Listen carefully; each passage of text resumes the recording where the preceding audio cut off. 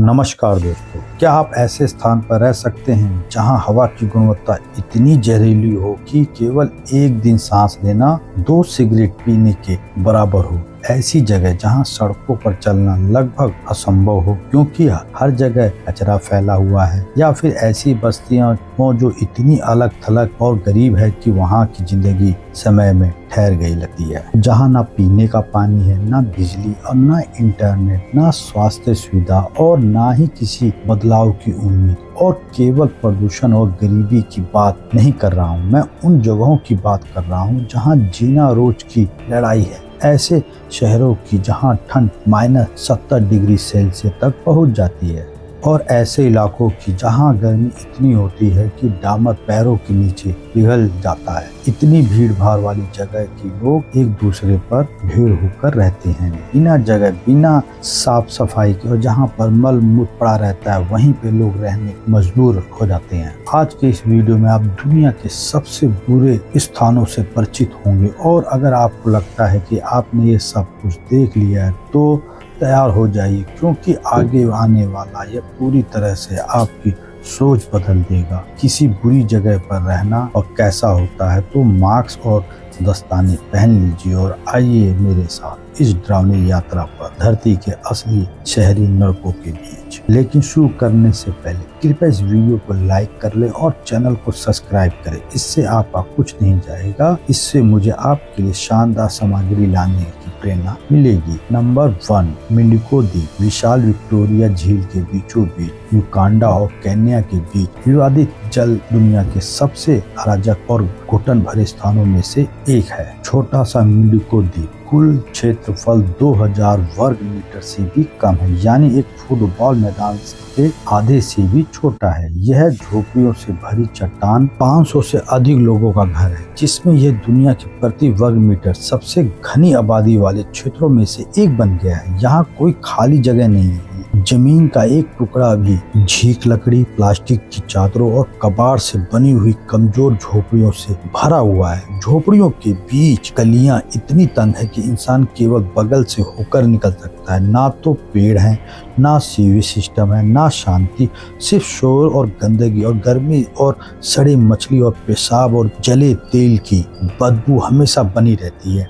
मिंडिको की जिंदगी मछली पकड़ने के इर्द गिर्द घूमती है। झील नील पर्च से भरपूर है, जो बाजार में काफी कीमती मछली है। इसी वजह से इतने लोग यहाँ रहने का जोखिम उठाते हैं। लेकिन यह दौलत अभिशाप बन गई। यह इलाका लगातार 2 देशों युगांडा और केन्या के बीच विवादित रहता है, जो हथियारबंद गश्त रखते हैं और पानी और द्वीप पर नियंत्रण के लिए लड़ते रहते हैं। नतीजा यह है कि सबसे ज्यादा कीमत मछुआरे चुकाते हैं, जिन्हें अमानवीय परिस्थितियों में रहने के अलावा जबरन वसूली और धमकियों, मनमाने कैद और हिंसक झगड़ों का सामना भी करना पड़ता है। और यह सब यहीं खत्म नहीं होता है। ना तो स्कूल है, ना ही अस्पताल और ना ही सीवेज सिस्टम। पीने, पकाने और नहाने के लिए इस्तेमाल किए जाने वाला पानी सीधे झील से लिया जाता है, जो मानव मल और मछली के अवशेष और इंजन टनल से दूषित है। बिजली अस्थायी जनरेटर से आती है, और खाना हमेशा वहीं हर दिन तली हुई मछली, जिसे मक्खियों से घिरे हुए चूल्हों पर पकाया जाता है। बीमारियां आम है और चिकित्सा सुविधा अस्तित्व में ही नहीं है। मिंडिको में कोई शरण नहीं है। गर्मी और गरीबी और शोर हमेशा बने रहते हैं। दिन में झोपड़ी पट्टी जैसी तपती है। मिंडिको केवल तंग ही नहीं, यह घुटन भरी जिंदगी है, एक असली तैरता हुआ नर्क है। और फिर भी सैकड़ों लोग जिद करके इस चट्टान के टुकड़े को अपना घर कहते हैं। नंबर 2, लाहौर का प्रदूषण। अब जरा सोचिए, आप ऐसे स्थान पर रहें जहां इतना प्रदूषित है कि केवल सांस लेना ही रोज आपके स्वास्थ्य के लिए खतरा है। यह है पाकिस्तान का लाहौर शहर, जो एक डरावना खिताब रखता है। यह दुनिया के सबसे प्रदूषित शहरों में से एक है, और ये कोई अतिशोषित नहीं है। यह अंतर्राष्ट्रीय आंकड़ों से साबित हकीकत है कि सन 2024 में लाहौर वैश्विक वायु प्रदूषण रैंकिंग में शीर्ष पर था, जहां हवा में जहरीले कणों का स्तर विश्व स्वास्थ्य संगठन द्वारा सुरक्षित माने गए स्तर पर 30 गुना तक अधिक दर्ज किया गया है। साल के अधिकांश समय इमारतों पर जहरीली धुंध छाई रहती है, जिससे आसमान हमेशा धुंधला दिखता है और लाहौर में सांस लेना सचमुच ऐसा है जैसे कि रोज 3 पैकेट सिगरेट पीना। भले ही आपने कभी सिगरेट को हाथ न लगाया हो, इसके प्रभाव विनाशकारी हैं। खांसी से पीड़ित बच्चे बीमार रहते हैं। फेफड़े वाले बुजुर्ग अस्पतालों में भरपूर भरे पड़े हैं। ब्रोंकाइटिस, अस्थमा और श्वसन संक्रमण और फेफड़ों के कैंसर से पीड़ित और त्रासदी के केवल हवा तक सीमित नहीं है, ये शहर की सड़कों परित्याग का उत्सव है। कचरा फुटपाथों पर फैला है, सीवर उफनते हैं और शहर को पार करने वाली नहरों से मानव मल और औद्योगिक अपशिष्ट की सड़ी हुई बदबू आती है। कई मोहल्लों में, खासकर गरीब इलाकों में, लोग मलबे और मच्छर और चूहों, ठहरे पानी और बीमारियों के बीच ऐसे रहते हैं जैसे सामान्य हो। यह सब नहीं है। सड़क पर मिलने वाला खाना चाहे सस्ता हो, उसे खाने के लिए मजबूर है। बार बार इस्तेमाल किया गया तेल, गंदे हाथ, दूषित पानी से धुले हुए बर्तन और मक्खियों से ढके काउंटर लाहौर की लोकप्रिय मंडियों का सुगंध और सड़न का मिश्रण है। नंबर 3, धारावी। भारत के सबसे बड़े शहर मुंबई के दिल में धारावी एशिया की सबसे बड़ी झुग्गी और दुनिया की सबसे बड़ी घनी आबादी वाली बस्तियों में से एक। केवल 2.1 वर्ग किलोमीटर में 10 लाख लोग से रहते हैं। धारावी एक असली मानवीय भूल भुलैया है, जहाँ पर सेंटीमीटर मायने रखता है और यहाँ तक कि हवा भी जैसे छीनी जा रही है। घर छोटे छोटे हैं, एक दूसरे पर ढेर होकर बने हैं, जिनके बीच इतनी सरकरी गलियां हैं कि 2 लोग साथ नहीं चल सकते। दिन में गर्मी और ग्रीन हाउस की तरह इकट्ठी होती, रात में वेंटिलेशन नहीं होता है। नल का पानी दिन में कुछ ही घंटों के लिए आता है, वह भी अगर आए तो सीवेज खुले में बहता है। झोपड़ियों के बीच से होकर, जहाँ बच्चे नंगे पांव खेलते हैं और कोनों में कचरा जमा रहता है। असल में कचरा हर जगह है, जमीन पर, गलियों में,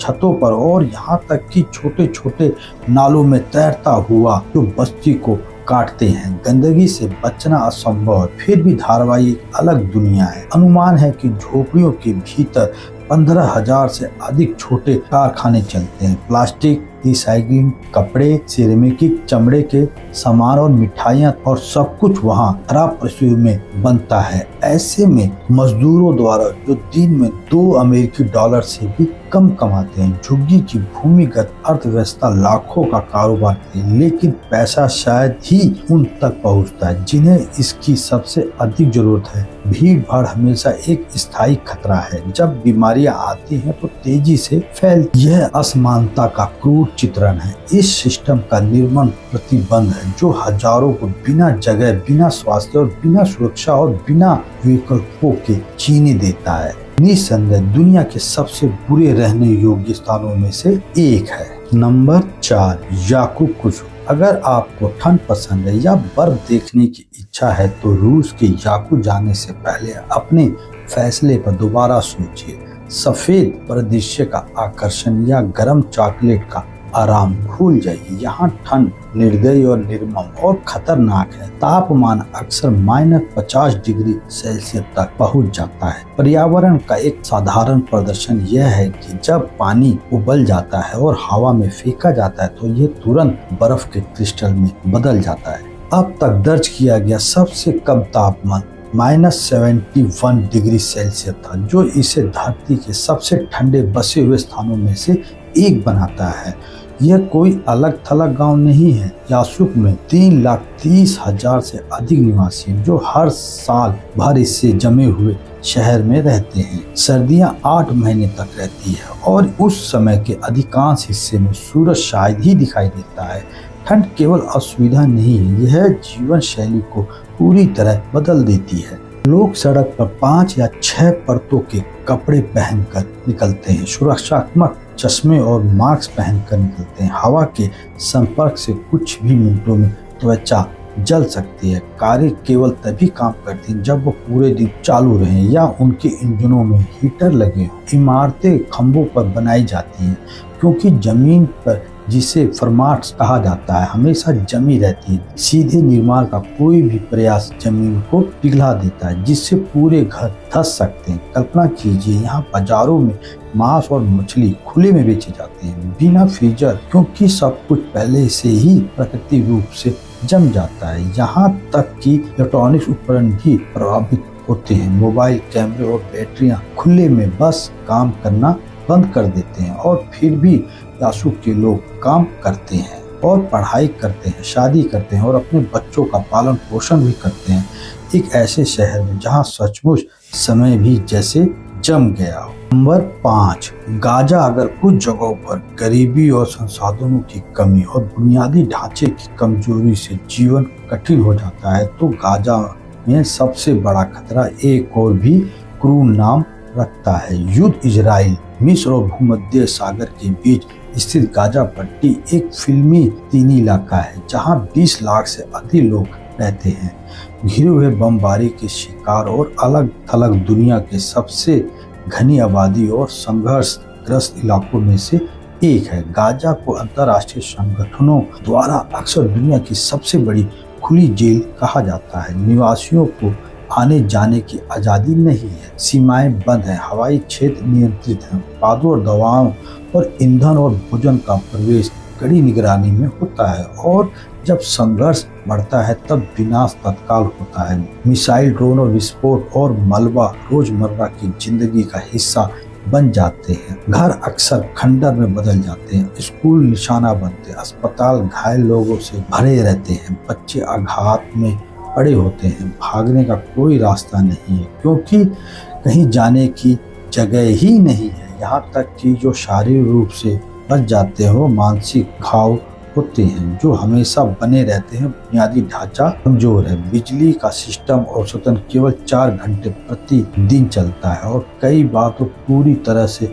रुक जाता है। पाइप से आने वाला पानी जब आता भी है तो पीने योग्य नहीं होता है, जिससे पूरे परिवार टैंकों पर निर्भर हो जाते हैं, हमेशा नहीं आते हैं। बेरोजगारी 50% तक पहुंच जाती है, और 80% से अधिक आबादी को खाने के लिए मानवीय मदद पर निर्भर रहना पड़ता है। हर नए संघर्ष में गाजा आश्रित रूप से फिर से बनता है, और केवल दोबारा नष्ट होने के लिए डर हमेशा बना रहता है। सायरन आतंक की घोषणा करते हैं, और भूमिगत शरण स्थल जीवन और मृत्यु के बीच आश्रय बन जाते हैं, लेकिन सुरक्षा कहीं नहीं है, यहाँ तक कि घर के भीतर भी नहीं है। गाजा में जीना मतलब डर के साथ जीना, डर बमों का डर, डर भूख का डर, इस बात का कि अपने बच्चों को बचा ना पाए। यह ऐसा जीना है जैसे दुनिया के आपको भुला दिया है, और फिर भी लाखों लोग हर दिन डटे रहते हैं। धरती के सबसे बर्बाद और असुरक्षित और असंभव रहने वाले योग्य स्थानों में से एक है।